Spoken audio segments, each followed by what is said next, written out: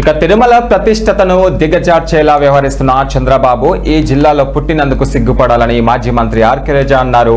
అబద్ధాలతో అధికార పీఠం ఎక్కిన ఆయన చేసింది ఏమీ లేదన్నారు. 0 వడ్డీ రుణాలు కూడా ఇవ్వడం లేదని, నిరుద్యోగ వృత్తి లేదని, బీసీ ఎస్సీ ఎస్టీ పింఛన్లు కూడా లేవని, అధికారంలోకి నెరవేర్చకుండా అధికారంలోకి వచ్చిన రాష్ట్ర ప్రజలు నవ్వుకుంటున్నారని, నవ్వడం కన్నా మరో విడ్డరం ఏది లేదన్నారు. జిల్లాలో ఉన్న తిరుమల పైన అపవిత్రం చేస్తున్న చంద్రబాబును చూసి జిల్లావాసులు సిగ్గుపడాలన్నారు. వెంకటేశ్వర స్వామితో ఆటలాడకూడదని, ఎవరెవరు తిరుమల లడ్డు వ్యవహారంలో అబద్ధాలు చెప్పారో వారందరికీ స్వామివారే గుణపాఠం చెబుతారన్నారు. ఇక టీడీపీ జనసేన నాయకులు తాను అడిగిన ప్రశ్నలకు సమాధానం చెప్పలేరని, వారి కింద ఉన్న వారితో ప్రెస్ మీట్ పెట్టించడం, తిట్టించడం మాత్రమే చేస్తున్నారని, వాటిని పట్టించుకోవాల్సిన అవసరం తనకు లేదని చెప్పారు. ఇక ప్రజలకు మంచి చేయడం, మనం చేసిన అభివృద్ధి పనులు వారికి తెలియజేయడం పార్టీ శ్రేణులు కర్తవ్యమన్నారు. తమకు అవకాశం ఇచ్చినందుకు కృతజ్ఞతగా పదవి బాధ్యతలు పూర్తి చేసుకున్న కౌన్సిలర్లు గజమాలతో మాజీ మంత్రిని సత్కరించారు.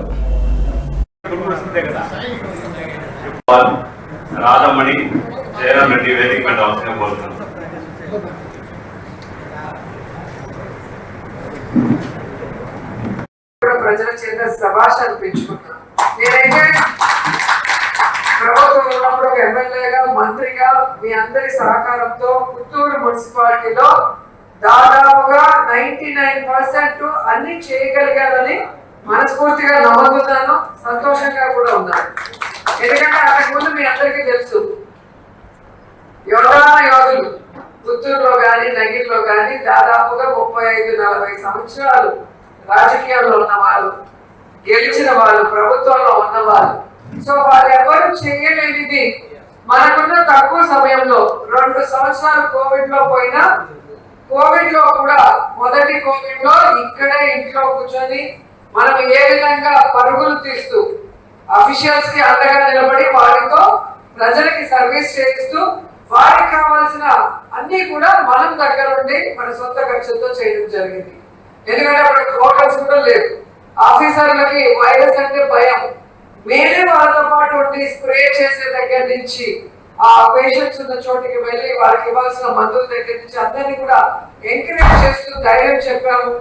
5 మండలాలు, 2 మున్సిపాలిటీ ఆఫీషియల్స్, పోలీసులు కానీ, మున్సిపాలిటీ వాళ్ళకి కానీ, ఆశా వర్కర్లకు కానీ, వాలంటీర్స్ కి కావాల్సిన సరుకులతో, భోజనాలతో కూడా మనం అందుబాటులోకి ఇచ్చాము.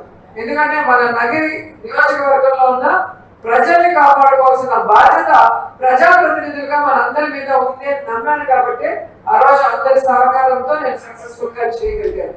మిగతా 3 సంవత్సరాల్లో మీరు చూస్తే 30-40 సంవత్సరాల్లో సీనియర్స్ చేయలేని మనం చేసామని గర్వంగా చెప్పగలం. పుత్తూరు విషయంలో తీసుకోండి, ఒక షాదీ మహల్ తెలుగుదేశం పార్టీ కట్టగలిగిందా? లేదు.